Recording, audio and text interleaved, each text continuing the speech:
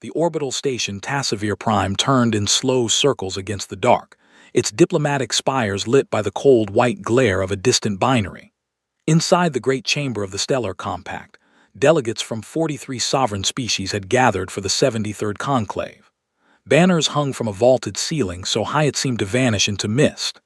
The air carried the mingled scents of a dozen worlds: wet stone, dried algae, sweet smoke, copper. Captain Ari Vasquez stood at parade rest beside the human ambassador's chair, hands clasped behind her back. 11 of her people held position around the human delegation, spaced with mathematical care. They wore simple charcoal uniforms, no sidearms, no armor, no visible tech of any kind. Across the floor, Councillor Vextel of the Bracken Imperium leaned toward his aide and made no effort to lower his voice. Look at them. The little soft-meat ambassador brought her pets, and not even sharpened ones. He laughed, a wet clicking sound that several nearby delegates politely joined. Ambassador Iola Wren did not turn her head. She was a small woman with silver-threaded hair and a face that had spent too many years learning patience. Vasquez glanced at her once. The ambassador's lips barely moved. Steady. Steady, ma'am, Vasquez murmured back. Speaker Halrun of the Thessan Republic struck the bell on the central dais.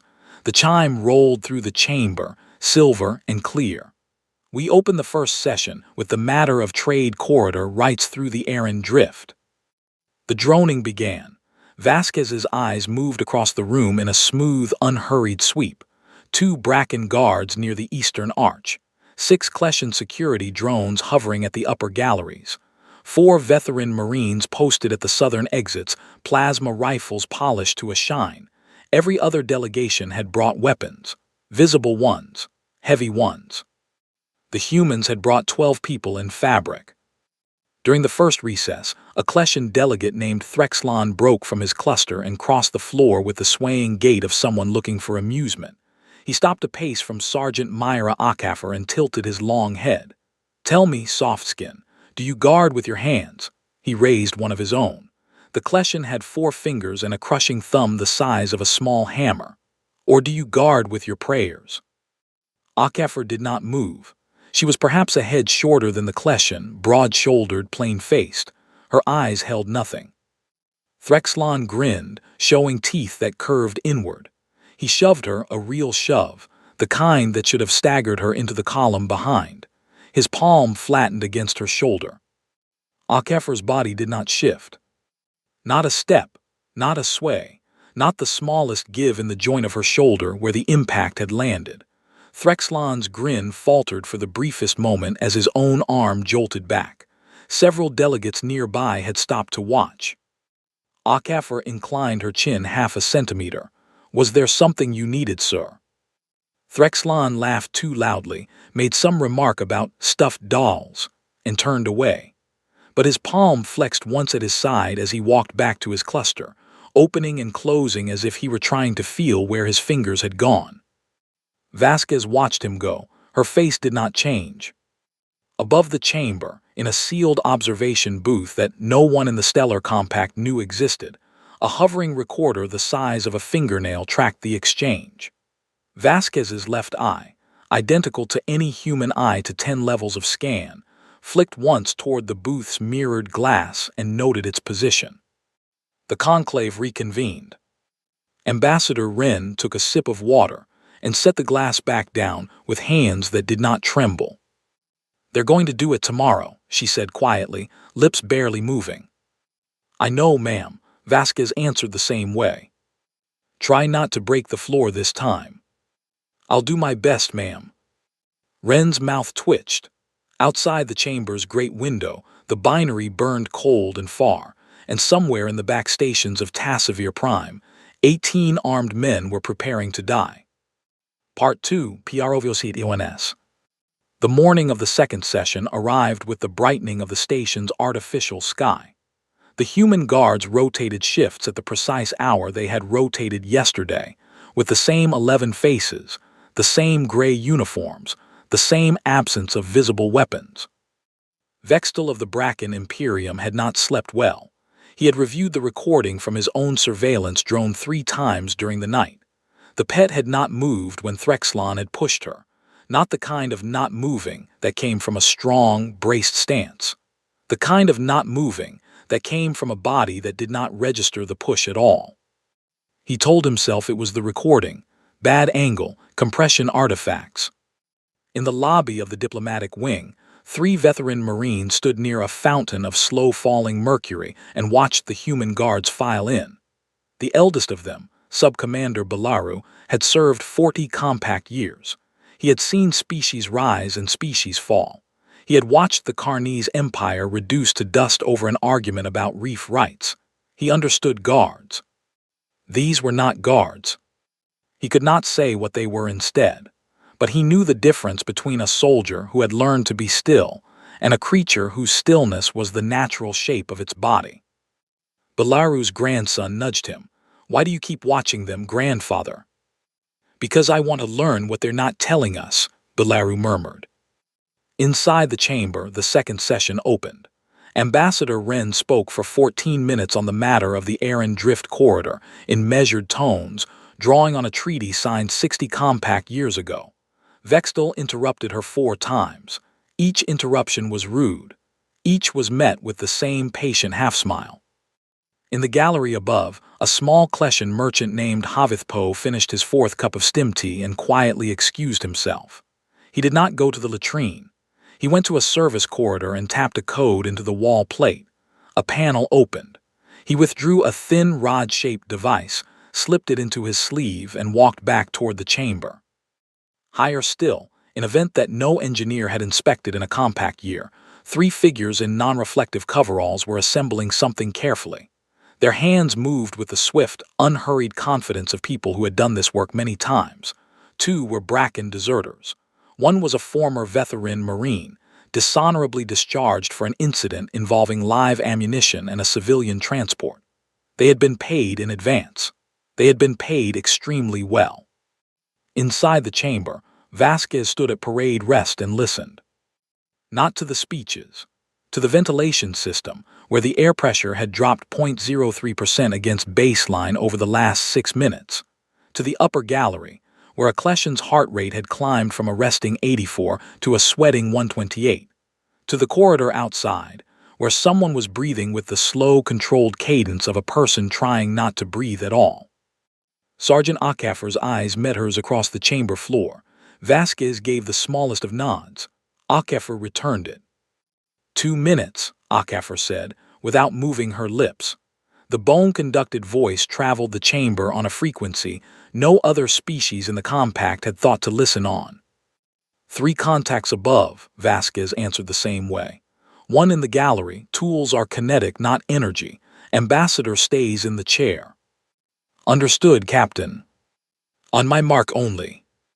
In the center of the chamber, Vextal was reaching the part of his speech he liked best, the part where he reminded the assembly that some species had earned their seats and some had been allowed to sit out of charity. He glanced toward the human delegation. He let the wet clicking laugh out into the air.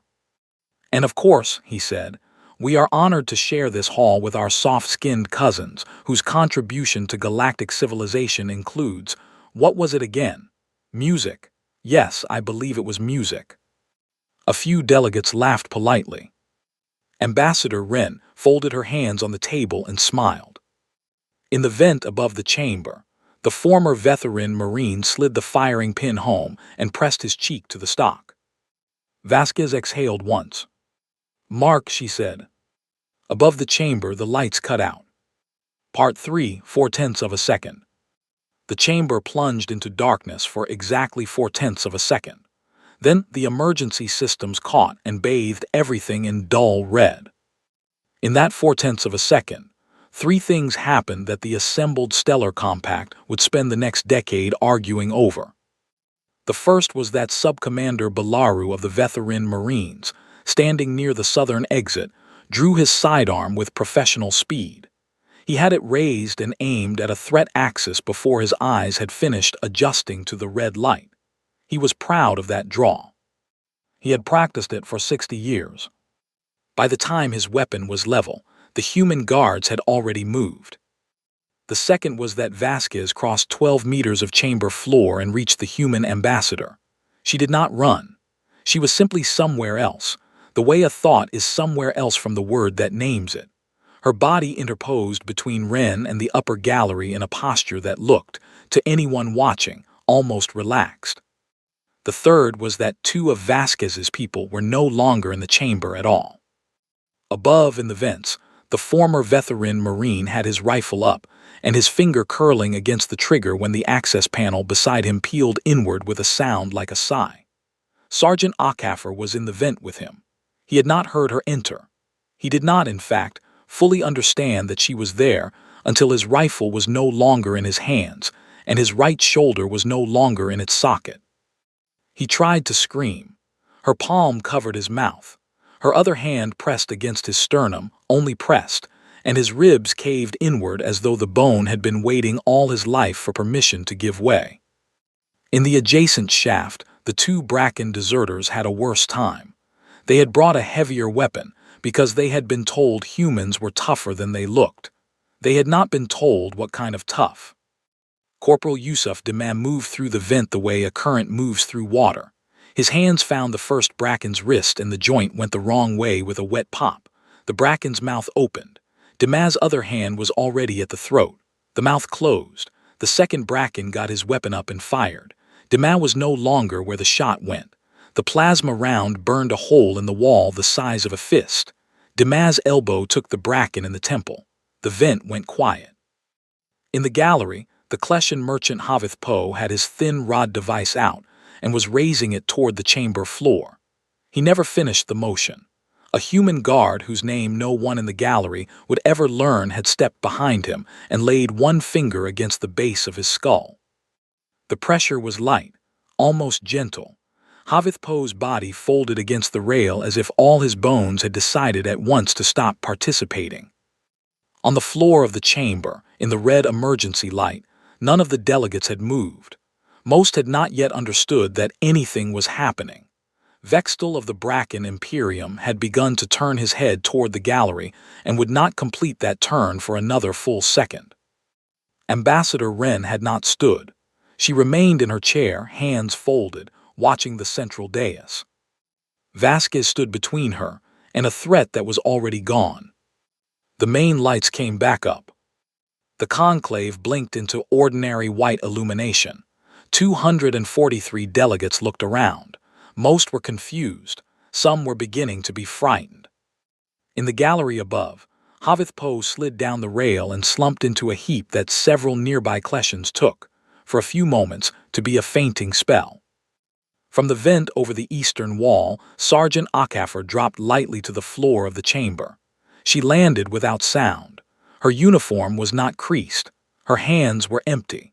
She walked across the floor to her position beside the human delegation and resumed parade rest. Speaker Halrun on the dais stared at her, then at Vasquez, then at Ambassador Ren. "Madam Ambassador," he said carefully. "What?" Ambassador Ren lifted her water glass. "There has been," she said, in the same patient voice she had used all morning, "an assassination attempt." She took a sip. "It has been resolved." Part 4, the second wave.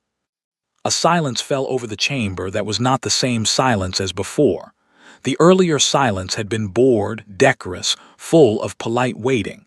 This silence had weight. It pressed against the vaulted ceiling. It pressed against the great window where the binary burned. Speaker Halrun rose to his feet. "Madam Ambassador, the conclave will need a full." He stopped because the chamber door slammed open. 12 mercenaries came through them. These were not the 3 in the vents. These were the second wave. They had been waiting in a service corridor for the assassination to land, planning to move in afterward as emergency responders and finish whatever the snipers had begun. The plan had assumed snipers who fired. The plan was now improvising. They wore mismatched armor and carried plasma rifles of 3 different makes. Their faces were covered. 2 of them were Bracken. 4 were Kleshan. 6 were of a species the Compact had not formally named, a species that lived in the outer rim and accepted contracts from anyone with funds. They came in shooting. The first plasma bolt crossed the chamber in a hot blue line, aimed directly at Ambassador Wren's chair. It hit empty fabric. The chair had been empty for almost half a second by the time the bolt arrived. Wren was already against the eastern wall, set there by a guard whose hand on her shoulder had felt no heavier than a falling leaf. The bolt struck the back of the chair, burned through, and continued into the wall behind. The wall did not catch fire. The wall melted, which was a much worse thing for a wall to do. Then the human guards moved. There was no shout of command. There was no shift in posture that any of the delegates could later describe. There was a moment of stillness, and then there was a moment that was not stillness, and the gap between them was so small that even the chamber's high-rate security cameras would lose 3 of the 11 humans entirely. Vasquez crossed the floor again. This time she did not slow when she reached the lead mercenary. Her hand met his rifle. The rifle and the wrist holding it parted from the rest of his arm in a single smooth gesture. He looked down. By the time he had finished looking down, her other hand had taken him through the chest with no more apparent effort than a swimmer pushing through water. A Kleshan mercenary swung his weapon toward her. Corporal Dumas was beside him. Dumas did not pull a sidearm. Dumas did not have one. His open palm took the Kleshan in the side of the head, and the side of the head ceased to be a side of a head. The remaining mercenaries broke formation. 2 ran for the door. 4 turned to fire on the human guards in a rough line. Sergeant Akafor stepped into their fire. She did not dodge. She did not deflect. She walked through it. 2 plasma bolts struck her in the torso and skipped off her in a way that plasma bolts had never been observed to skip off any organic body. 1 bolt scorched the seam of her uniform. Her uniform smoked. Her skin under the smoke was unmarked. She reached the firing line in 3 steps. Her hands moved in a way that no one in the chamber would have called a martial art, because no martial art had movements that economical. The 4 mercenaries dropped. The sequence of their falling would be debated by compact military analysts for years afterward. The 2 who had broken for the door made it almost to the corridor. 2 more of Vasquez's guards stood there looking unconcerned. They had not run to the door. They had been at the door before the door had opened. The mercenaries stopped. They dropped their rifles. They lowered themselves to their knees. One of them began to weep. The chamber went still. 12 attackers lay on the polished floor. None were moving. None would move again. In the center of the chamber, the human ambassador stood beside the eastern wall, hands folded. She straightened her sleeve. "Speaker Halrun," she said, "I do apologize for the disturbance." The speaker did not answer. He was staring at Sergeant Akafor's uniform, where a plasma bolt had punched through cloth and left perfect, untouched skin. "Madam Ambassador," he managed, what are your guards?" Ambassador Wren lifted her water glass. "They are guards," she said. Then she set the glass down and added, more gently, "We brought the gentle ones." Part 5. The question. The Stellar Compact Conclave did not reconvene that day. It did not reconvene the following day either. In the hours that followed, the diplomatic wing of Tassivir Prime became something between an emergency station and a war room. Medical teams from 4 species moved through the chamber, collecting the fallen. Forensic specialists from the speaker's office took readings. Veteran Marines secured the perimeter. The human guards rotated their shifts at the precise hour they had rotated them yesterday, with the same 11 faces, the same gray uniforms. On a private terminal in his quarters, Subcommander Belaru of the Veteran Marines watched the chamber footage for the 11th time. He had requested the high frame rate recordings. He had requested every angle. He had requested the slowed playback in increments of 1/10 of 1/100th of a second. Around him, 3 of his most experienced officers stood, watching with him. On the screen, Sergeant Akafor walked into plasma fire. The fire reached her uniform. The uniform burned, her skin did not. Belaru paused the recording, zoomed in, advanced 1 frame. The bolt flattened, it deflected, It scattered into a cone of harmless particles. "Sub-Commander," one of his officers said quietly, "that isn't possible." "I know. Even our forward armor doesn't do that." "I know. What are they wearing under the uniform?" Balaru advanced the frame again. In one of the high-resolution captures, Akafer's uniform had a tiny tear at the shoulder, where it had caught on a vent edge during her drop into the chamber. Through the tear was a strip of dark brown skin and a freckle.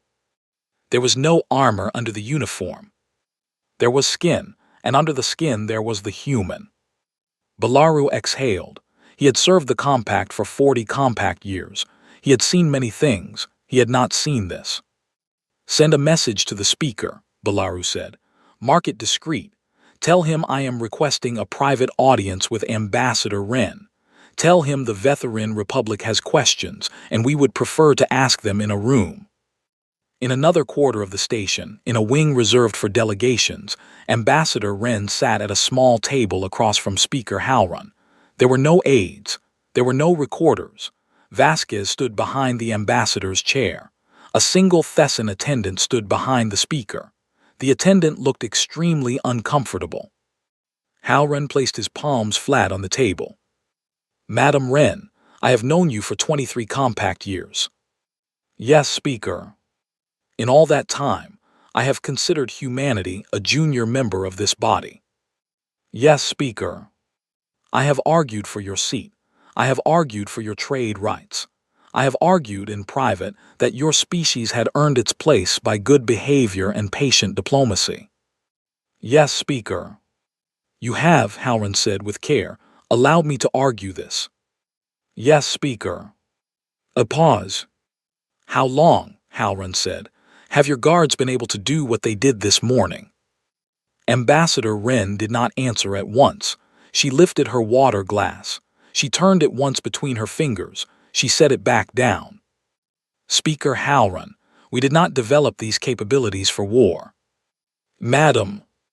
"We developed them," she said, "for survival." She lifted her eyes to him. "My homeworld is a moderately heavy planet with a thick atmosphere, an active core, a great deal of unpredictable weather, and a long history of catastrophes both natural and made by our own hands. We have been killing one another more efficiently than any other species in this conclave for as long as we have had hands. When we left our world, we brought with us a great many habits." She gestured gently at Vasquez. "This is one of them." Halrun stared at the captain. "Captain Vasquez," he said, "may I ask, what exactly are you?" Vasquez glanced at the ambassador. The ambassador nodded. Vasquez had not spoken in the speaker's presence before. She spoke now. "I'm a guard, sir." "And before you were a guard?" "I was a colonist, sir. On a world we did not finish terraforming. We needed to be sturdier than we were. Adjustments were made." "Adjustments?" "Bone, sir, tendon, nerves, the skin came later. The reaction time came later than that." "Voluntary?" "Yes, sir." "And the rest of your team?" "Same, sir. We are a particular kind of person, sir." The speaker took a long moment. "Captain Vasquez, the plasma bolts, how many can your skin turn?" A small line appeared at the corner of Vasquez's mouth that might, in a different light, have been a smile. "Enough, sir." Part 6. What Their Soldiers Do. By morning, the news had spread. Not the public news. The public news still spoke of a disturbance at the conclave and a secured incident. The real news, the news that traveled along the private channels between intelligence services, between ranking officers, between the inner courts of the great compact powers, moved faster than any news feed. On the Bracken flagship parked in the outer ring of the Tassivir system, Imperial Inquisitor Korvath of the Bracken Imperium watched the gallery footage in private. He watched it 3 times. Then he picked up a secure line to the Imperial Court. "Withdraw the quarter demand," he said. A voice on the other end objected. "Withdraw it," Korvath said. "Send the apology under my seal. Cover the cost of the chamber repairs from Imperial funds, and get Vextol off that station before he opens his mouth again." The voice on the other end said something else. "I do not care," Korvath said. "I have spent my career planning the Imperium's wars. I am telling you that we cannot have this one. I am telling you that the soft meat were not soft." The line cut. Across the system, in the council chambers of the Kleshan Federation, similar conversations were taking place. So were they on the Vetharin homeworld. So were they in the long, cold halls of the Thessan Republic. In every one of those conversations, the same question in different forms was being asked. If their guards do that, what do their soldiers do? In the diplomatic wing of Tassivir Prime, Speaker Halrun of the Thessan Republic walked alone down a long corridor. He had spent the night reviewing every compact record concerning humanity. There were many records. They were, almost without exception, polite. Humanity had joined the Compact 81 Compact years ago. Humanity had paid every treaty fee on time. Humanity had filed every trade dispute through the proper channels. Humanity had never gone to war with another Compact member. Humanity had once assisted in the suppression of a pirate fleet near the Aran Drift, and the report had described their contribution as modest. Halrun had read that report last night with new eyes. He had also read the older reports, the ones from before the Compact, the expeditionary surveys of Earth that had been sent out, quietly, in the years before humanity had been formally contacted. Those reports were not polite. One of them, a survey filed by a Kleshan probe that had crashed in a place called the Mediterranean Sea, had simply read in its final transmission, "These creatures eat their own carnivores. Recommend caution. Recommend distance." Halrun stopped at a window. The binary burned cold through the glass. He thought of Ambassador Wren's small smile when she had said, "We brought the gentle ones." He thought of Sergeant Akafer's skin under the plasma bolt. He thought of a species that had spent 81 compact years sitting in his chamber, paying its fees, smiling politely, asking for nothing. A species that, on a moderately heavy planet with too much weather, had taught itself to be harder than plasma fire. A species that had then come to space and decided, of its own will, to bring only the gentle ones.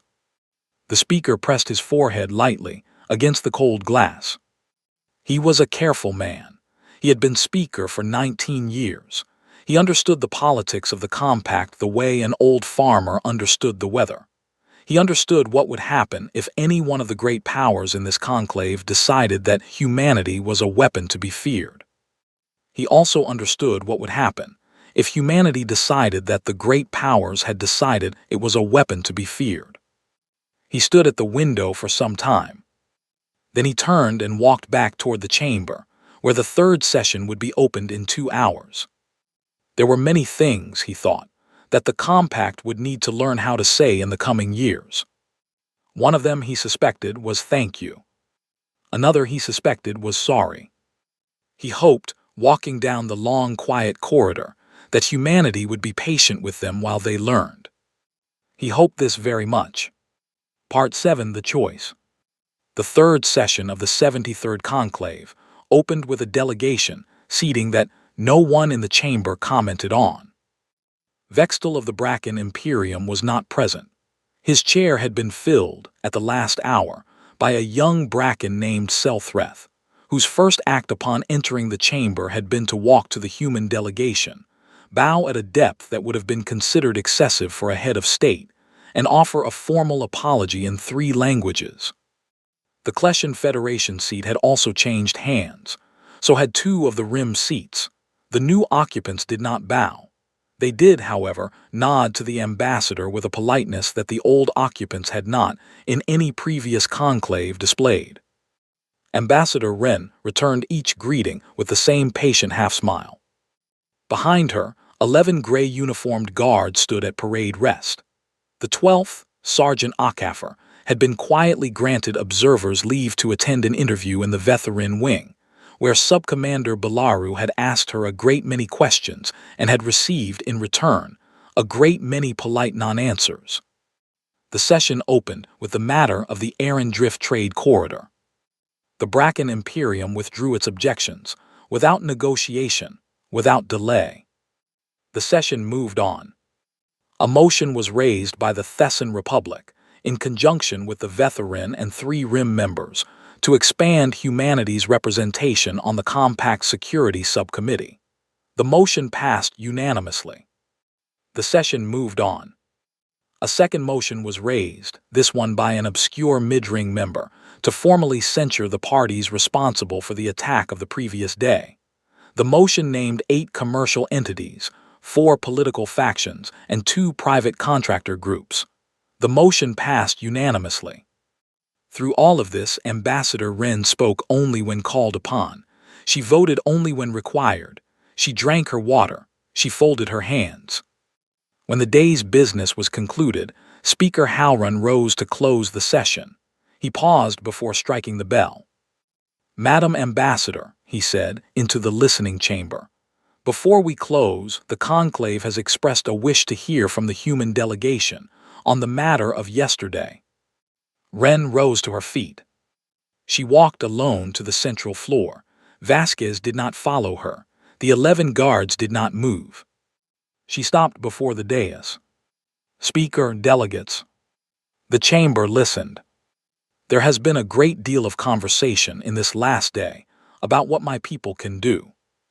She let her eyes pass across the chamber, across the bracken benches, across the Kleshan, across the Vetherin, across the Rim.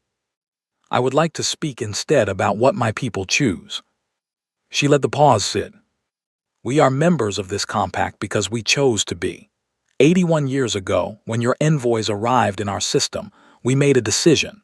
We chose, as a species, to set aside a great many of our habits in exchange for the opportunity to learn yours. We chose to come unarmed into your chambers. We chose to send our gentlest into your meetings. We chose to be patient with your laughter." She inclined her head slightly toward the empty bracken seat.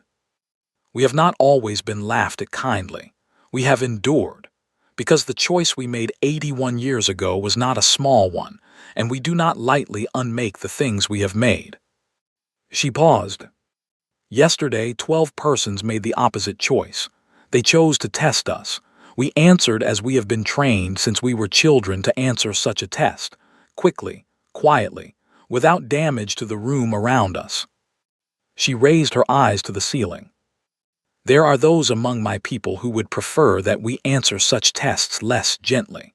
There are those among my people who believe we have been patient long enough. There are those among my people who would have brought a different kind of guard to this chamber." She lowered her gaze. "I am asking the compact, in the days that follow, not to give those voices a reason to grow loud."